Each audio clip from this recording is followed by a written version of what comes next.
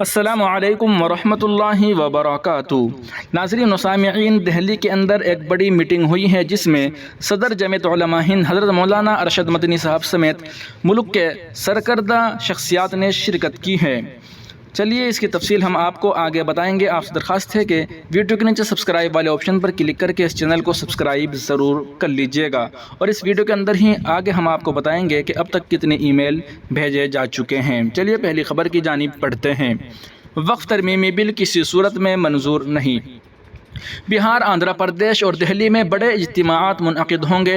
صدر جمعیت علماء ہند مولانا محمود مدنی کی دعوت پر منعقد میٹنگ میں ملی جماعتوں اور سیاسی و قانونی شخصیات کا متفقہ فیصلہ۔ صدر جمعیت علماء ہند مولانا محمود مدنی کی دعوت پر جمعیت کے مرکزی دفتر نئی دہلی میں وقف ترمیمی بل سے متعلق ایک اہم مشاورتی میٹنگ منعقد ہوئی، جس میں مختلف ملی تنظیموں کے سربراہان، سیاسی و سماجی شخصیات اور قانونی ماہرین نے شرکت کی۔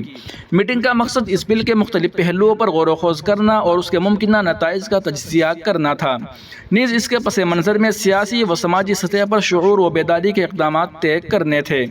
جمعیت علماء ہند کے صدر مولانا محمود مدنی نے خاص طور پر وقف جائیدادوں کے خلاف سماجی سطح پر نفرت اور جھوٹ پر مبنی پروپیگنڈا پھیلانے پر گہری تشویش کا اظہار کیا اور کہا کہ ہمیں وقف ایکٹ کے تحفظ کے لیے سیاسی، سماجی اور قانونی سطحوں پر جدوجہد کرنی ہوگی۔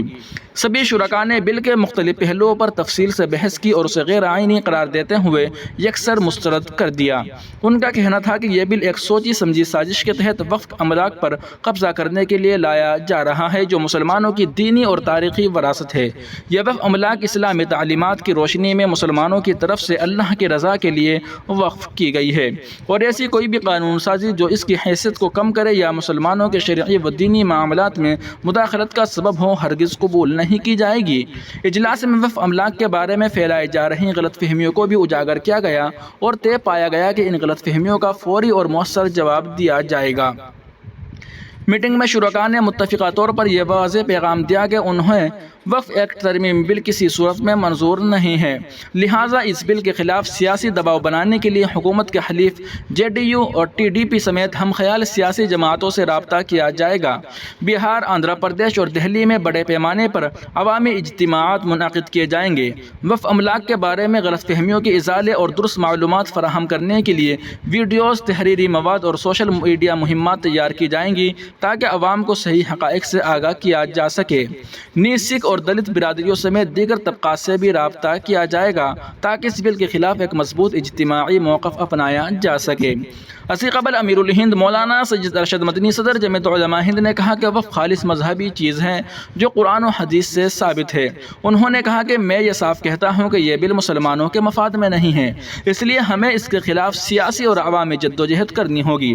امیر جماعت اسلامی ہند سید سعادت اللہ حسینی نے کہا کہ میڈیا کے ذریعے پیدا کردہ غلط فہمیوں کا ازالہ ضروری ہے۔ انہوں نے دیگر مذاہب کے اوقاف کے قوانین کے تقابلی مطالعے پر زور دیا۔ کمال فاروقی، رکن all India Muslim personal law board نے منظم جدوجہد کی وکالت کی اور کہا کہ پورے ملک میں عوامی بیداری تحریک چلانے کی ضرورت ہے۔ الیکشن کمیشن آف انڈیا کے سابق چیف ایس وائی قریشی نے سیاسی پارٹیوں اور ہم خیال غیر مسلم جماعتوں بالخصوص سکھ کمیونٹی کو اپنی تحریک سے وابستہ کرنے کو مفید بتایا۔ سابق IRS محمود اختر نے وقف ٹریبونل کی اہمیت پر روشنی ڈالی۔ IAS افضل امان اللہ نے کہا کہ وقف ترمیمی بل کے اغراض و مقاصد میں حکومت نے یہ سفید جھوٹ بولا ہے کہ اس ایکٹ میں خواتین کو ممبر بنانے کا حق دیا گیا ہے، حالانکہ یہ حق تو پہلے ہی خواتین کو ملا ہوا ہے۔ ہمیں سرکار کے ارادوں اور پروپیگنڈا کا بھی جواب دینا چاہیے۔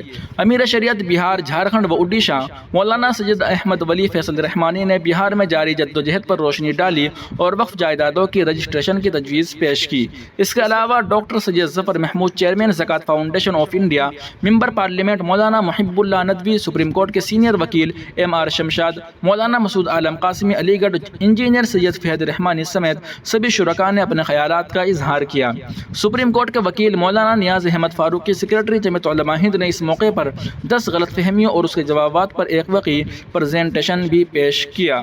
سپریم کورٹ کے وکیل مولانا نیاز احمد فاروقی نے جو وقف کے بارے میں غلط فہمیاں پھیلائی جا رہی ہیں اس کا جو ازالہ کیا ہے، اس کے اوپر بھی ہم آپ کو تفصیلی ویڈیو بنا کر انشاءاللہ اسی چینل پر سنائیں گے۔ آپ سے درخواست ہے کہ ویڈیو کے نیچے سبسکرائب والے آپشن پر کلک کر کے اس چینل کو سبسکرائب کر کے ضرور رکھیے گا۔ وہیں دوسری جانب ایک بڑی اپیل آپ تمام حضرات کے سامنے کی جا رہی ہے۔ آج آخری دن وقف بل کے خلاف رائے ضرور دے، ملت کے ہر فرد سے علماء کرام اور مذہبی، سیاسی و سماجی رہنماؤں کی دردمندانہ اپیل۔ آج صبح تقریباً 12 بجے کے قریب 2,21,59,207 سے زائد ای میل بھیجے گئے ہیں۔ مذہبی علماء کرام نے کہا کہ متنازع وقف ترمیمی بل ہندوستانی مسلمانوں کے لیے انتہائی نقصان دہ ہے۔ اس کے خلاف اپنی تجویز بھیجنا ملت کے ہر مرد و عورت کی دینی ذمہ داری ہے۔ دراصل وقف ترمیمی بل کو بی جے پی کی مرکزی حکومت نے پارلیمنٹ میں پیش کیا تھا۔ اپوزیشن کے سخت احتجاج کے بعد بل جوائنٹ پارلیمانی کمیٹی کو ریفر کیا گیا۔ جوائنٹ پارلیمانی کمیٹی نے ملک کے عوام سے اس سلسلے میں رائے طلب کی ہے۔ واضح ہے کہ کچھ فرقہ پرست طاقتیں اس بل کو منظور کرانے کی کوشش کر رہی ہیں اور ملک کے کونے کونے سے بل کی حمایت میں میل بھیجے جا رہے ہیں۔ ایسے میں مسلمانوں کو چاہیے کہ وہ بھی ذمہ دار اور زندہ قوم ہونے کا ثبوت دے۔ سب سے پہلے آپ اپنے ای میل کے ذریعے کمیٹی کو وقف ترمیمی بل کے خلاف رائے بھیجیں۔ اس کے بعد اپنے قریبی دوست، پڑوسی اور رشتہ داروں کو ایسا کرنے کی ترغیب دیں۔ آپ کی آسانی کے لیے مسلم پرسنل لاء بورڈ کی جانب سے ایک QR کوڈ بھی جاری کیا گیا ہے، جس سے آپ آسانی کے ساتھ صرف کوڈ کو اسکین کر کے جوائنٹ پارلیمانی بورڈ کو وقف ترمیمی بل کے خلاف اپنی رائے میل کے ذریعے روانہ کر سکتے ہیں۔ مسلم علماء کرام کے علاوہ مذہبی، سیاسی، سماجی رہنماؤں نے بھی ملت کے ہر فرد سے متنازع بل کی مخالفت کرنے کی درمندانہ اپیل کی ہے۔ متنازع وقف ترمیمی بل کے خلاف تجاویز بھیجنے کا آج آخری موقع ہے۔ برائے مہربانی فوری طور پر اپنی رائے ضرور بھیجیں۔ ناظرین و سامعین، ایک غلط خبر پھیلائی جا رہی ہیں، اس لیے اس پیغام کو آپ زیادہ سے زیادہ شیئر فرمائیں۔ اہم پیغامات مسلم پرسنل لاء بورڈ وقف پورٹل کی جانب سے۔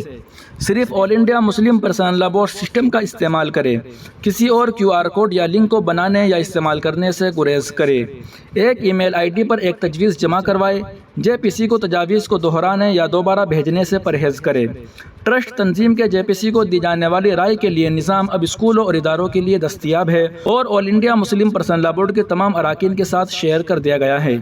تمام بڑے ادارے اور مکاتب فکر all India Muslim personal law board کے زیر انتظام جاری کردہ رائے کے نظام کو اپنانے کے لیے متحد ہو چکے ہیں۔